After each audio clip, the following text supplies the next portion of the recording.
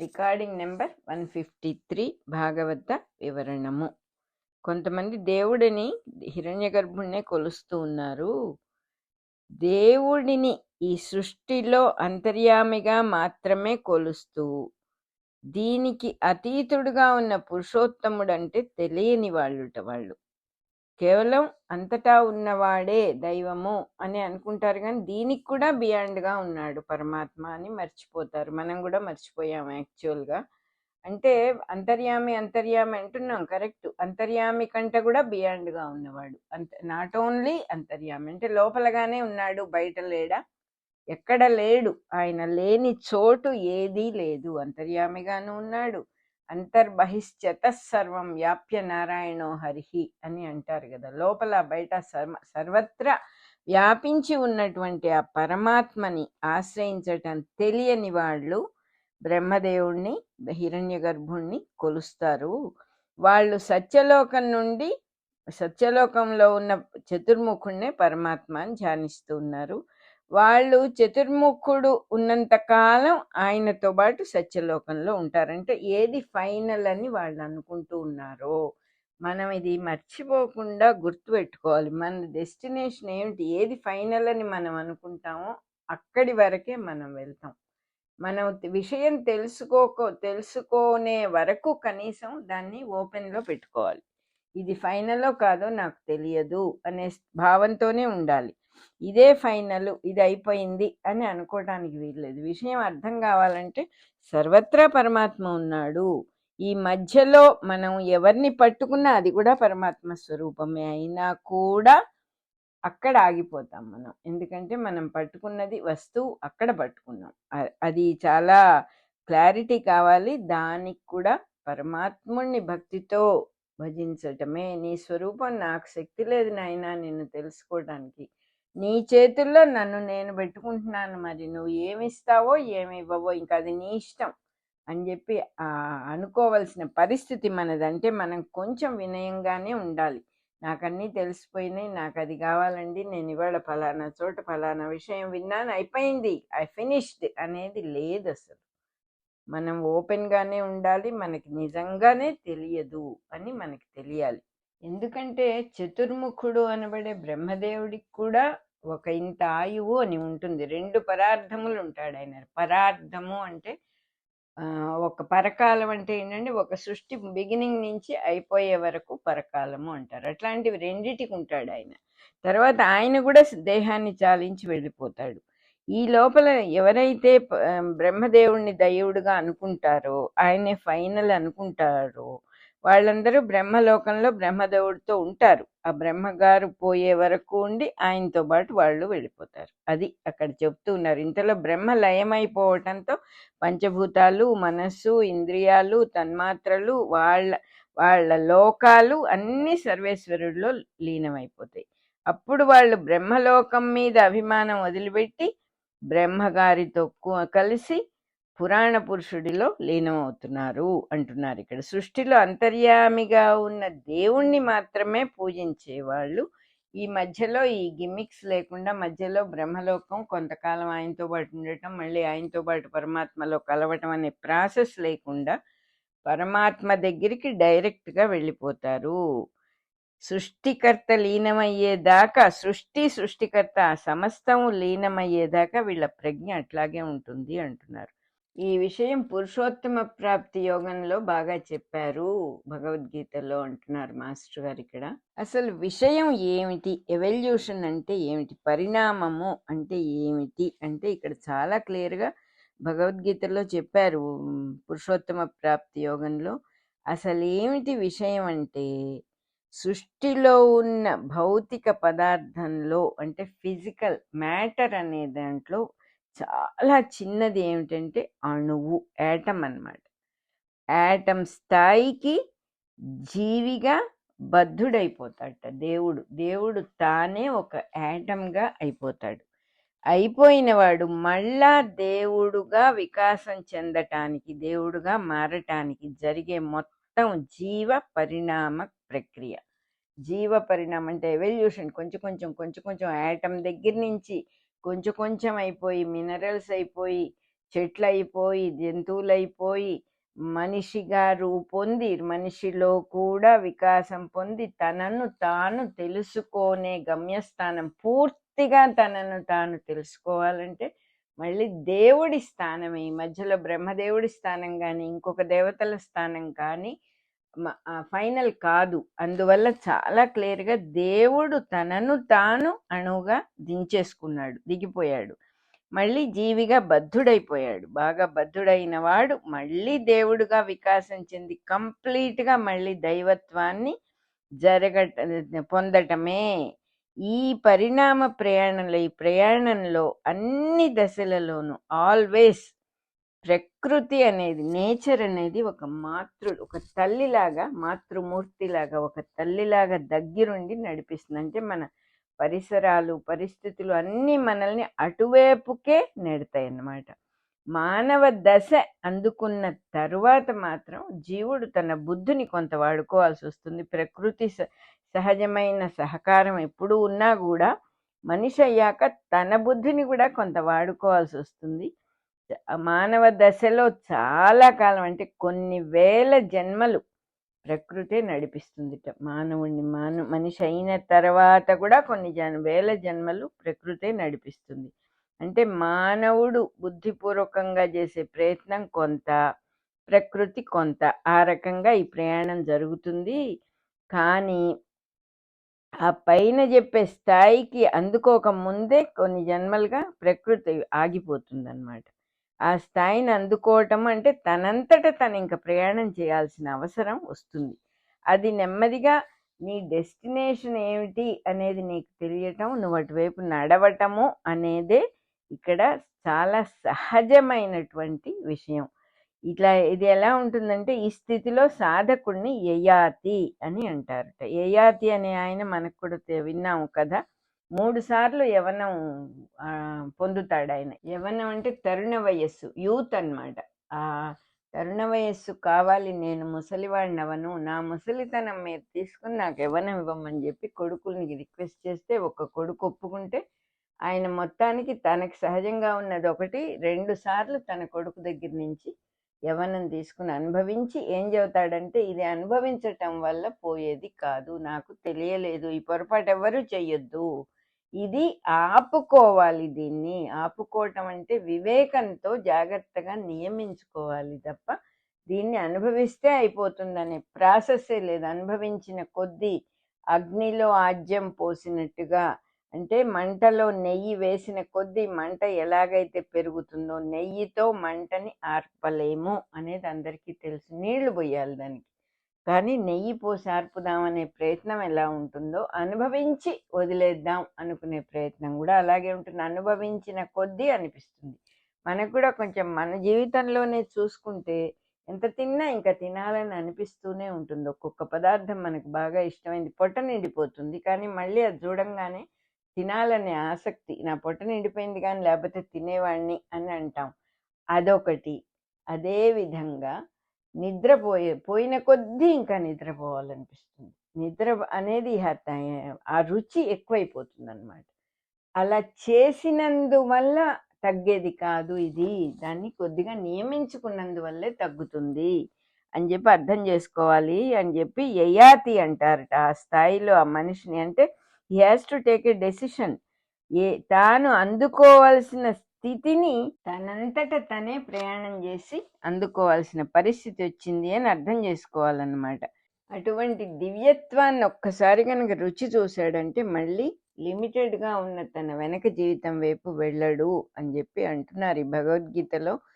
ఈ నేను అనే స్థితి నుంచి, అంటే లిమిటెడ్ ప్రజ్ఞ, నేను అనేది లోకలైజ్డ్ కాన్షియస్నెస్ కాకుండా అంతకన్నా ఉత్తమమైన దివ్య స్థితి అన్నమాట ఇది.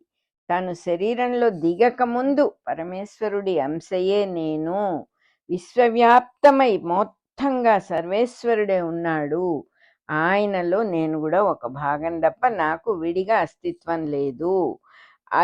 తాను జీవుడుగా వచ్చిన తర్వాత మొట్టమొదట తల్లి పొట్టలో కదలిక అనేది ప్రారంభమవుతుంది.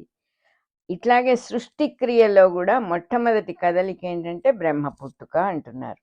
ఈ బ్రహ్మ కదలిక లేక నారాయణుని ప్రవృత్తి నుండి ప్రారంభమై ప్రసరించి కిందకొచ్చింది. అంటే తానే ఒక అణువుగా అయి మళ్ళీ తనను తాను తెలుసుకోవటమే ఇక్కడ ఆయన ఆట అన్నమాట. కంప్లీట్గా మళ్ళీ నారాయణ ప్రజ్ఞలో మెళుకువ తెచ్చుకోవటమే ఇక్కడ మొత్తమైన ఆట. తనలో తాను మేల్కొనే ప్రయత్నమే సాధన, ఇంకేమీ లేదు ఇక్కడ. వేరే ఏం సాధించాలి, మహిమలు లేకపోతే అవతల వాళ్ళ మనసులో ఏముందో తెలుసుకోవటం, రోగాలని అందరి రోగాలు నయం చేయటం, ఇవన్నీ దోవలో వెళుతూ ఉన్న వాడికి మీరు గమనిస్తే ఇస్కాన్ టెంపుల్కి వెళ్ళే దోవలో అనేకమైన షాప్స్ ఉంటాయి. అసలు ఎంత అట్రాక్టింగ్గా ఉంటాయంటే అన్నీ కొనుక్కోవాలని అనిపిస్తుంది. అది వాళ్ళు ఏ ఉద్దేశంతో పెట్టినా కూడా నిజమైన సాధకుడు అనేవాడికి మనస్సు అటు ఇటు పోకుండా ఉండటానికి నీకేం కావాలి, నువ్వు ఎందుకు వెళ్ళావు అక్కడికి? దైవాన్ని చూడటానికి వెళ్ళావు. ఒక గుడికి ఎందుకు వెళ్తాం? దైవాన్ని చూడటానికి వెళ్తాం. ఇవన్నీ దాటుకుంటూ ఈ అట్రాక్షన్స్ అన్నీ అటు ఇటు ఉండే రకరకాల వస్తువులు, చాలా మనస్సును ఆకర్షించేవి, నాలికని ఆకర్షించేవి ఆహార పదార్థాలు ఉంటాయి, అందమైన వస్తువులు ఉంటాయి. అవన్నీ చూడకుండా నువ్వు స్ట్రైట్గా భగవంతుడి దగ్గరికి వెళ్ళి ఆ పరమాత్మని చూసుకొని వెనక్కి రాగలవా అని టెస్ట్ అని నాకు అనిపిస్తుంది. ఎవరు ఏ ఉద్దేశంతో చేసినా మన ఉద్దేశం కదా అక్కడ ఎక్కువ ఇంపార్టెంట్. షాప్కి వెళ్ళాలంటే ఎక్కడైనా దొరుకుతాయి కదా, గుడికి వెళ్ళి షాపింగ్ చేయాల్సిన అవసరం న్యాయంగా లేదు. అది తెలుసుకోవటం కోసమే పరమాత్మ ఇది కూడా ఆయన లీల అని అనిపిస్తుంది నాకు. అలాగే తన యందు తాను మేల్కొనటము అనే ప్రయత్నం చేసేవాడికి స్లోగా అభిమానము అనేది తగ్గిపోతుంది. అంటే తన మాట మీద ఎక్కువ గురి, నేను నేను నేననేది స్లోగా కరిగిపోతుంది అన్నమాట. పర్సనలైజ్డ్ నేను తగ్గుతాడు, లోకలైజ్డ్ కాన్షియస్నెస్ తగ్గుతూ వస్తుంది. అంటే తన యందు తనకు ప్రత్యేకమైన ఆసక్తి ఉండదన్నమాట. ఇది సాధించటానికి అసంగము అనే పెద్ద కత్తిని కృష్ణుడు ఇచ్చాడు అని చెప్తూ ఉన్నారు. భగవద్గీతలో చెప్పుకుంటున్నాం ఇప్పుడు మనం. పురుషోత్తమ ప్రాప్తి యోగంలో ఉందన్నారు కదా, దానిని ఆ అసంగం అనే కత్తిని వాడటం తెలిసిన వాడికి తన ద్వారా ఏం జరుగుతుందో అది జరగనివ్వటమే కానీ తనకు అంటూ ప్రత్యేకమైన ఆసక్తి ఏమీ ఉండదు అక్కడ. అంటే తనను తాను నిజంగా ఒక ఇన్స్ట్రుమెంట్గా పరమాత్మ చేతికి ఇచ్చేసాడనమాట. ఆయన ఏం చేసినా ఓకే, ఈ శరీరంతో, ఈ మనస్సుతో, ఈ ఇంద్రియాలతో ఏం జరిగినా ఓకే, ఏది జరిగినా తనకి ఎటువంటి సంబంధము లేదు అని తెలుసుకుంటాడు. కాబట్టి ఎక్కడా కూడా కర్మ బంధం అనే ప్రసక్తే లేదు అసలు. తనది కాదు, ఏం జరిగినా తనకి సంబంధం లేదు, మొత్తం ఆయనకి ఇచ్చేసాను కదా నేను. ఫలితంగా జరిగే ఏ పని జరిగినా కూడా మంచి ఫలితాలు చెడ్డ ఫలితాలు తనకి రావటం అనే ప్రసక్తే లేదు. నిజంగా ఇక్కడ రాసి పెట్టారు ఈ భగవద్గీతలో, సెలయేటి నీళ్లలాగా తాను జగత్కర్మను అనుసరించి వెళ్ళిపోతుంది. సెలయేరు ఎట్లా వెళ్తుంది? పళ్ళం ఉన్న చోట వెళ్ళిపోతుంది. ఇటు వెళ్ళొచ్చా వెళ్ళకూడదా, ఇటు నేను వెళ్తే పంట పొలాలకు అందనేమో, లేదా వృధా అయిపోతుందేమో, బంజరు భూమిలోకి వెళ్తున్నానేమో, ఇవి ఏమీ ఉండవు. సెలయేటి నీరు ఎంత సహజంగా వెళ్తుందో అట్లా జగత్ కర్మ మొత్తం టోటాలిటీ ఆఫ్ ది యూనివర్సల్ వెబ్లో నేను కూడా ఒక భాగము అని తెలిసి అనుసరించి వెళ్ళిపోతూ ఉంటాడు. ఏమొచ్చింది ఏం రాలేదు, నేను చేసేది తప్ప ఒప్ప నేనే పోయింది అక్కడ. అసలు ఆ నేను పోవటమే ఇక్కడ ఫైనల్ అన్నమాట. తాత్కాలికంగా ఏదన్నా తను ఒక పని చేసినా, తనకి ఏమన్నా వాసనలు, పాత వాసనలు ఏదన్నా ఉన్నా కూడా అవన్నీ కూడా నిలవవు. కొత్త నీళ్లు రాగానే పాత నీళ్లు నదిలో కొట్టుకుపోయినట్టుగా ప్రవహించి వెళ్ళిపోతూ ఉంటాయి. తాను ఎప్పుడు స్వచ్ఛంగా ఉండటమే అనేది తెలిసిపోతుంది అనమాట. ఎంత చక్కగా ఇక్కడ ఎగ్జాంపుల్ చెప్పారో అది పర్ఫెక్ట్, చాలా సింప్లిఫై చేసి చెప్పారు. నిజంగానే భగవద్గీత మాస్టర్ గారిది ఇది, శంఖారావం అనే పేరుతో రాశారు. ఇక్కడ ఆయన ఫైనల్గా చెప్పింది అది. ఎక్కడైతే పరమాత్మకి తనను తాను పూర్తిగా అర్పించుకున్నవాడు ఇంకా ఏమీ పట్టించుకోడు, ఏం జరిగినా సరే నువ్వు ఇచ్చావు ఇది మంచని చెడని, అప్పుడు ఏమవుతుంది? నిజంగా మనకి ఎంత సుఖంగా ఉంటుంది. You are ready for anything అనేది ఒక గొప్ప స్థితి, కానీ మనకి భయం. ఎందుకంటే we want too many things. మనకు కావలసినవి ఎన్నో విషయాలు ఉన్నాయి, అక్కర్లేనివి ఎన్నో విషయాలు ఉన్నాయి. నాకు అదొద్దు, ఇదొద్దు, ఇలా ఉండకూడదు, అలా ఉండకూడదు. మనం నిజంగా దాని గురించి ఆలోచించం, కానీ కొంచెంగా వివేకంతో ఆలోచిస్తే మనకు తెలిసిపోతుంది మనం ఏం చేయాలి అనే విషయం. ఎన్నో అడుగుతాం, అవన్నీ వస్తాయి. వస్తే నువ్వు సుఖంగా ఉన్నావా అనే ప్రశ్నకు మన దగ్గర సమాధానం లేదు. అలాగే ఎన్నో వద్దు వద్దు అనేవి ఎన్నో ఉంటాయి. డోంట్ వాంట్స్ చాలా ఉంటాయి మనకి. వాళ్ళు పనికిరారు, వీళ్ళు పనికిరారు, పరిస్థితి ఇలా ఉండకూడదు, పిల్లలకి జ్వరం రాకూడదు, జబ్బులు రాకూడదు, నేను ముసలివాడిని అవ్వకూడదు, ఎప్పుడూ నా స్థితి ఒకే విధంగా ఉండాలి, జీవితం సక్రమంగా వెళ్ళాలి. ఎలా వెళ్తుంది? వెళ్ళదు కదా. మనం కళ్ళు తెరిచి చూస్తే సృష్టి అంతా ఎలా ఉందో అదే మనకి అలాగే జరుగుతుంది. సృష్టిలో అందరూ ఎలా ఉన్నారో మనము అలాగే ఉంటాం. అంతేగాని మనకి ఇబ్బంది రాకుండా ఉండటం అనే ప్రాసెస్ ఎక్కడ ఉండదు అసలు. కానీ అడుగుతాం. చిన్న ఇబ్బంది వచ్చినా అయ్యో కుయ్యోమని బాధలు పడతాం. ఎందువల్ల అంత సీరియస్గా తీసుకోవాలి ఆ విషయాలు? కాస్త ఆగితే అదే పోతుంది కదా. రావటం ఉన్న గుణం ఉన్న దానికి పోవటం గుణం కూడా ఉంటుంది కదా. అలా ఆలోచించాం. కపిలుడు తల్లికి ఇంకా కూడా చెప్తూ ఉన్నాడు, సర్వజీవుల హృదయ పద్మాల్లో ఉన్న ఆ పరబ్రహ్మమునే శరణాగతి చెయ్యమ్మా, వేరే ఇంకా ఏది వద్దు. అప్పుడేమవుతుందిటంటే నువ్వు ఏది విన్నా ఆయనే వినపడతాడు, నువ్వేది మాట్లాడినా ఆయనే అక్కడుండి మాట్లాడతాడు, నువ్వు ఏది చూసినా ఆయనగానే దర్శనం ఇస్తాడు. నీకు ఆశ్చర్యం వేస్తుంది అప్పుడు. సర్వజీవులుగా ఆయనే దర్శనమిస్తాడు. సుఖ దుఃఖాలు కానీ రెండు స్థితులు లేనివాడు. జనన మరణాలు కానీ వ్యక్తం అవ్వటం వ్యక్తం అవ్వకపోవటం అనే రెండు స్థితులు లేనివాడు. కాబట్టి నీకు కూడా అదే స్థితి వస్తుంది. అతనిని పరమపురుషుడు అని భావించి శరణాగతి చెయ్యమ్మా అని చెప్పాడు. పరమపురుషుడని భావించి ఎందుకు శరణాగతి చెయ్యాలి అంటే ఇక్కడ ఏం చెబుతున్నారంటే, దేవహూతికి భర్త కర్దముడు కాబట్టి, కర్దమ ప్రజాపతి ఆవిడ పురుషుడు కాబట్టి ఆయన రూపంలో ధ్యానం చేయమని చెప్పి. ఎందుకంటే కనపడని ఏదో ఒక వస్తువు కంటే ఎదురుగా ఉన్న ఒక లివింగ్ హ్యూమన్ బీయింగ్, నీతో పాటు మనతో ఉన్న వ్యక్తిని భగవంతుడు అనుకోవటాన్ని మించిన సాధన ఇంకోటి లేదు. అక్కడ నిలబడగలిగితే చాలు, ఇంకెక్కడ ఫెయిల్యూరే లేదు.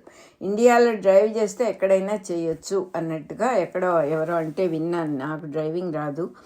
అలా ఇదొక్కటి తెలుసుకుంటే నీ పక్కన నీతో నివసిస్తూ ఉన్న మనిషిని పరమాత్మగా నువ్వు ధ్యానం చేయాలి. కొడుకవచ్చు, మొగుడవచ్చు, తల్లవచ్చు, తండ్రి అవ్వచ్చు, స్నేహితుడవచ్చు, నీతో పాటు ఉన్నవాడు పరమాత్మ. కానీ పరమాత్మని నువ్వు మనస్సులో అనుకోవటమే కానీ పైకి రోల్ ప్లే మామూలుగానే చేయాలి. వాడు పరమాత్మ కాబట్టి వాడికి సాష్టాంగ నమస్కారాలు నైవేద్యాలు పెట్టమని కాదు ఇక్కడ ఉద్దేశం. మనస్సులో భావం పరమాత్మే కదా, ఈ రోల్ ప్లే చేస్తున్నాడు, నా స్నేహితుడుగా ఉన్నాడు, నా భర్తగా ఉన్నాడు, నా కొడుకుగా ఉన్నాడు అనే భావం ఉండాలి. కానీ అది కూడా ఇంతమందిని చూసే కంటే మొట్టమొదటి సాధన భర్తని చూడటము అనేది చాలా పర్టికులర్గా. ఇండియాలో పతివ్రతలు అనేవాళ్ళు అంత తెలివిగల వాళ్ళు నాకు ఇంకొకళ్ళు ఎవరూ లేరనిపిస్తుంది. వాళ్ళు హాయిగా అన్ని భారాలు వాడి నెత్తిన బారేసి, మొగుడు అనే వాడి నెత్తిన పడేసి హాయిగా ఉంటారు. ఏమైనా అవని, లేకపోతే వాడు సరైన వాడు కాదని, సరైన వాడని, అట్లా చేశాడని, ఇట్లా చేశాడని, తప్పని ఒప్పని జీవితం అంతా వాడితో మెలికలు తిరుగుతూ గడిపే జీవితాలు కాదు వాళ్ళవి. వాళ్ళు పరిపూర్ణంగా వాడే భగవత్ స్వరూపం అని వదిలేశారు మెంటల్గా. ఆ భగవత్ స్వరూపాన్ని నేను అనుసరించాలి కానీ నన్ను వాడు అనుసరించటం కాదు అనే భావంతో అంత తెలివితేటలు న్యాయంగా ఈ కాలంలో ఎవ్వరికి, ఏ స్త్రీలకి లేవు. ఏం చెయ్యాలో ఆ విషయం ఇంకెవరైనా మనకి చెప్పి మన జీవితాన్ని నడిపించటం అనేది గొప్ప విషయం. కానీ మనమేమంటాం, నాకు స్వేచ్ఛ లేదా, నాకు స్వతంత్రం లేదా? ఎందుకు నీకు స్వతంత్రం? మాడి చావటానిక నాకు స్వతంత్రం లేదా అంటున్నారు. ఉద్యోగాలు చేస్తున్నారు, అన్ని పనులు, ఇటు పిల్లలు, ఇటు ఇల్లు, వాకిలి, ఉద్యోగ బాధ్యత అన్నీ చేసుకుంటున్నారు. అదేనా స్వతంత్రం అంటే? అనుసరించిపోవటమే స్వతంత్రం. నీ మీద నీకు స్వాతంత్ర్యం ఉన్నదన్నమాట. You can do anything. నిన్ను అదుపులో పెట్టుకుని అవతల మనిషి చెప్పినట్టుగా వినగలిగిన స్థితిలో నువ్వు ఉన్నప్పుడు నీకు అది నిజమైన స్వేచ్ఛ. ఆ స్థితిని అనుభవిస్తే కానీ తెలియదు. ఏదైనా అంతే, పంచదార నోట్లో వేసుకుంటేనే రుచి తెలిసినట్టుగా అనుభవిస్తేనే ఆ ఒప్పుకోవటం, పూర్తిగా అవతల మనిషిని ఒప్పుకోవడం. అసలు ఎందుకు ఇంకొక మనిషికి నా జీవితంలో ఏమిటి జోక్యం అంటే ఇందుకే, ఈ సాధనకే. అంతేగాని ఏదో సుఖపడిపోవటం కోసం భూమి మీద పుట్టినవాడు పుట్టినప్పటి నుంచి అర్రులు చాచి నాలికలు చాచి సుఖపడాలి అంటే ఏమీ దొరకదు. ఈ భూమి సుఖపడటానికి కాదు, ఇది సాధన కోసం ఇక్కడికి వచ్చాం మనం. ఆ సాధన ఏమిటంటే మనల్ని మనం తెలుసుకునే సాధన. ఆ మనల్ని మనం తెలుసుకునే సాధనలో కొంత రుచి కూడా పెట్టాడు పాపం ఆ పరమాత్మ. అంతా ఆయనే కాబట్టి ఆ సాధనలో పరమానందం కలుగుతుంది. వెళుతూ ఉన్న కొద్దీ నిన్ను నువ్వు ఒప్పుకుని, నిన్ను నువ్వు అదుపులో పెట్టుకోవడం చేతైన కొద్దీ నా అంతవాళ్ళు నేను మాత్రం ఎందుకు ఇలా చెయ్యాలి అని తల పైకెత్తుతూ ఉండే పడగని నొక్కటం చేతైన వాళ్ళకి ఎంత సుఖంగా ఉంటుందో చెప్పలేం. అది అహంకారం అని, అది ఆ రెండోది అహంకారం, కానీ ఇది అహంకారం కాదు. అహంకారము అంటే తనని తాను మాటికి నేనని లేస్తూ ఉంటుంది లోపల నుంచి.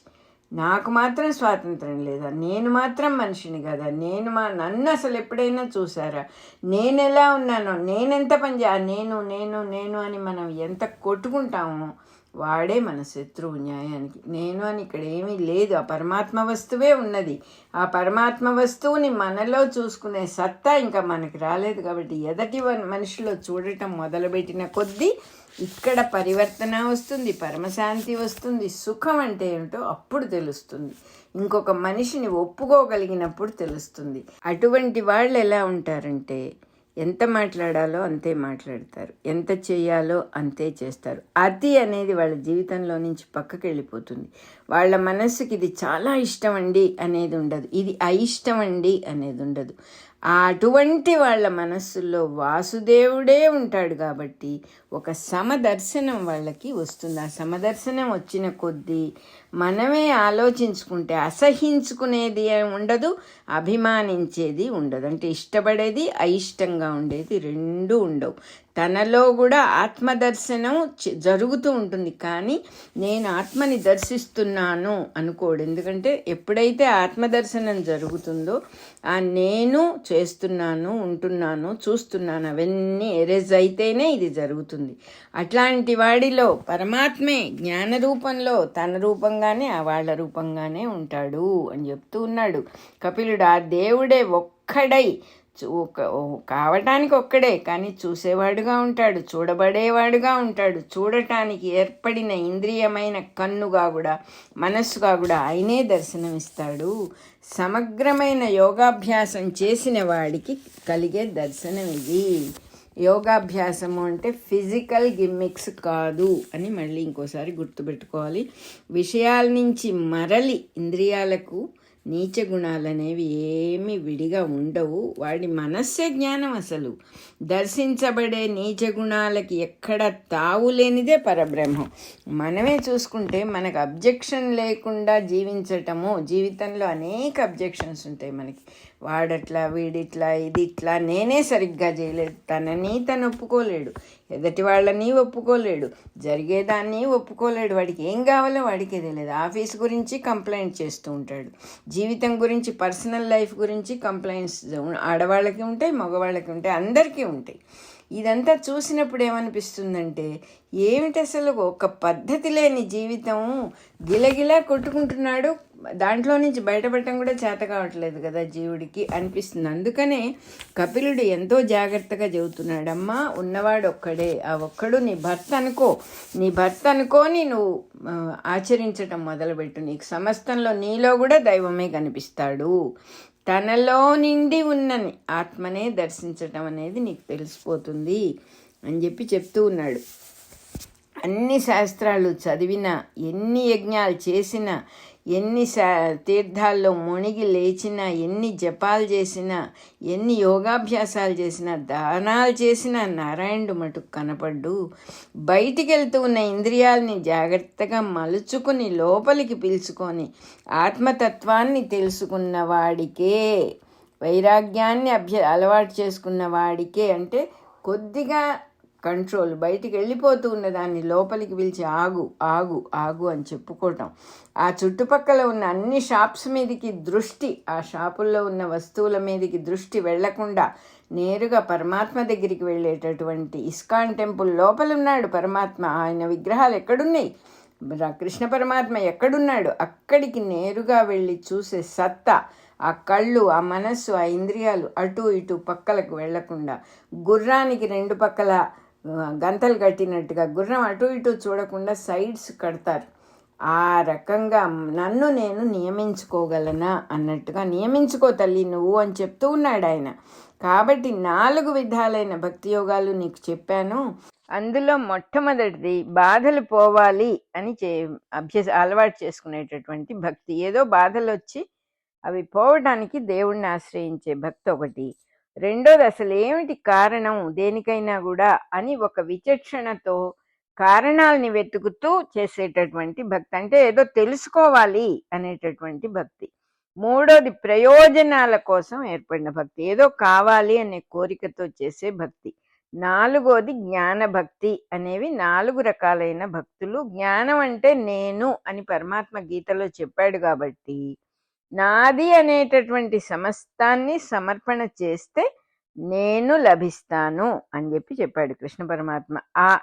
అదే రకంగా నా సంకల్పాన్ని జీవులలో సృష్టి స్థితి లయాల రూపంగా ఉంటుంది అని కూడా చెప్పాడు పరమాత్మ.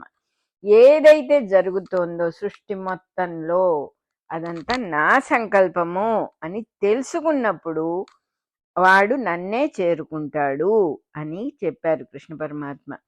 అవిద్యలోనే పుట్టిన ఈ పనులన్నీ కూడా అవే ప్రతి జీవికి ఒక్కొక్క అనేక మార్గాలుగా కనపడతాయి. అంటే అజ్ఞానంతోనే అనేక కర్మలు, ఇదైతే ఇది అదైతే అది అని వాళ్లే క్యాలిక్యులేషన్స్ చేసుకుంటూ జీవులంతా కూడా జీవాత్మ అవిద్యమే అజ్ఞానంలోనూ కర్మలోనూ ప్రవర్తిస్తూ ఏదో ఒకటి వాళ్ళకి తోచింది చేస్తూనే ఉంటారు.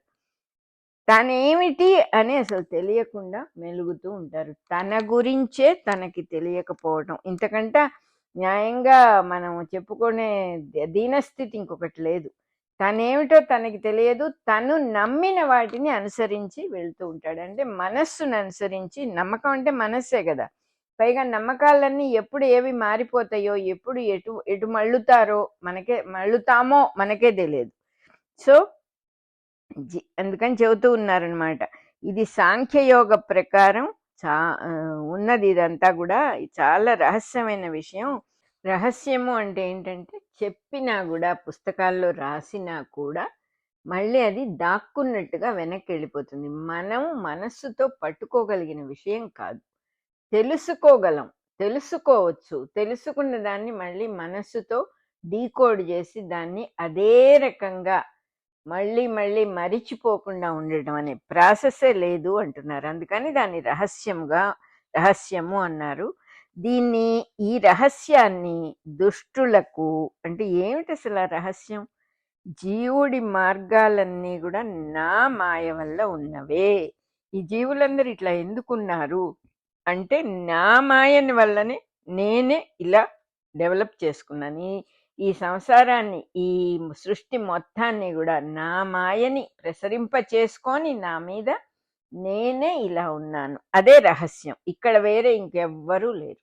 ఉన్నవాడను నేనే, కానీ జీవుడికి ఆ విషయం తెలియదు. ఏ జీవికి, ఏ మనిషికి ఈ విషయం తెలియదు. జంతువులు, కీటకాలు తెలుసుకునే ప్రసక్తే లేదు. వాటికి ఆ శక్తిని అసలు భగవంతుడు ఇవ్వలేదు. మానవుడుగా పుట్టినవాడు కూడా తాను కావాలనుకుంటే తప్ప దీన్ని గ్రహించలేడు. అసలేమిటి అనే జిజ్ఞాస వాడికి పుడితే కానీ, దైవభక్తి కలిగితే జ్ఞాని, జ్ఞాన పిపాస, ఆ క్వెస్ట్ అనేది వాడికి మనసులోకి రాకపోతే వాడు తెలుసుకోలేడు. ఇన్ని విషయాలు చేస్తున్నాము కదా, ఇప్పుడు నువ్వెవరు అంటే నేనేం చెబుతాను, నా పేరేమిటో చెబుతాను, నేను ఎవరికి పుట్టానో చెబుతాను, మా ఇంటి పేరు చెబుతాను, ఇంకా మాట్లాడితే నేను చదువుకున్న డిగ్రీలు, నేను చేసే ఉద్యోగం, ఇవన్నీ నా గురించి వచ్చిన విషయాలే కానీ నేనది కాదు కదా అనేది నా మనస్సుకి తోచకుండా చేస్తుంది మాయ. ఎన్ని విషయాల్లో చెబుతాను, మాకు ఎంతమంది అన్నదమ్ములు, ఎంతంత గొప్ప గొప్ప వాళ్ళు, ఎంత గొప్ప పొజిషన్స్లో ఉన్నారో, వెరీ గ్రేట్, ఎంత ఆస్తులు సంపాదించారో, ఊళ్ళో ఎంత పేరు ప్రఖ్యాతులు, ప్రపంచం మొత్తం మీద హీఈస్ వెరీ ఫేమస్ అండి మై ఫస్ట్ బ్రదర్ అని చెప్పి చెప్పుకుంటా నేను. కానీ అవన్నీ వాళ్ళ గురించి చెప్పేవి. నా గురించి చెప్పేవి తప్ప నేనేమిటి అనేది తెలుసుకునే ప్రసక్తే లేదు. ఇక్కడ ఎంత మాయ కమ్మి ఉన్నదంటే మనకెవరైనా ఇట్లా చెప్పినా కూడా నా గురించి నాకు తెలుసు కదా అంటాం. గురించి అని కూడా మళ్ళీ వాడతాం. కానీ నేనేమిటో నాకు తెలియదు కదా అని గ్రహించలేం. ఆ వివేకాన్ని దైవం ప్రసాదించాల్సిందే గాని మనంతట మనకి గ్రహించుకోగలిగినటువంటి విషయం కాదు. అది రహస్యం అంటున్నారు. ఇక్కడ పుస్తకంలో అంత క్లియర్‌గా రాశారు. నువ్వు సామాన్యుడివి కాదు. ప్రతి జీవి నేనే, నా స్వరూపమే. నా మీద నేనే మాయని ప్రసరింపచేసుకొని అంటే రాంగ్ ఐడెంటిఫికేషన్‌గా పెట్టుకొని నేను ఈ సృష్టి అంతా కూడా అంటే రోల్ ప్లే చేస్తూ ఉన్నాను.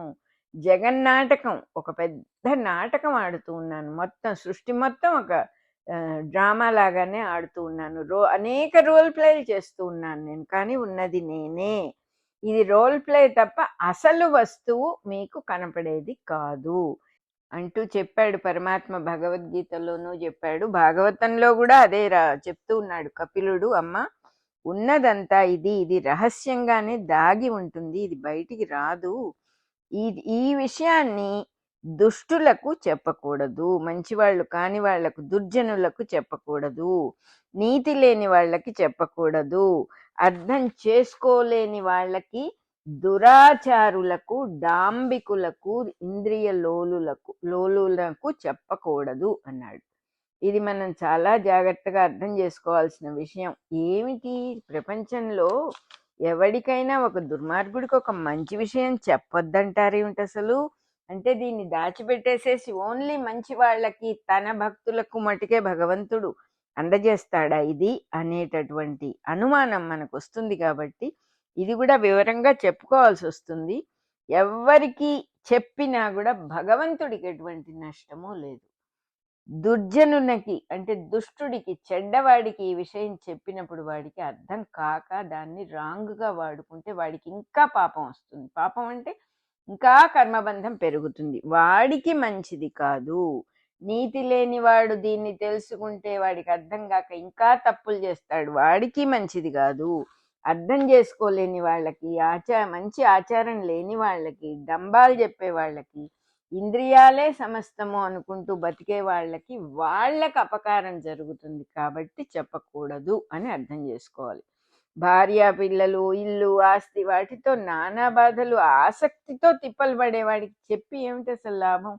భగవంతుడి భక్తి లేని వాళ్ళకి, భక్తులను ద్వేషించే వాళ్ళకి చెప్పినప్పుడు వాళ్ళ ద్వేషం ఇంకా ఎక్కువ అవుతుంది. వాళ్ళకి ఏదైనా కూడా అపకారం ఇంకా ఎక్కువ, వాళ్ళే ఎక్కువ చేసుకుంటారు. అందువల్ల చెప్పకూడదని చెప్తున్నారన్నమాట. మన రికార్డింగ్ నెంబర్ 153 అయిపోయింది.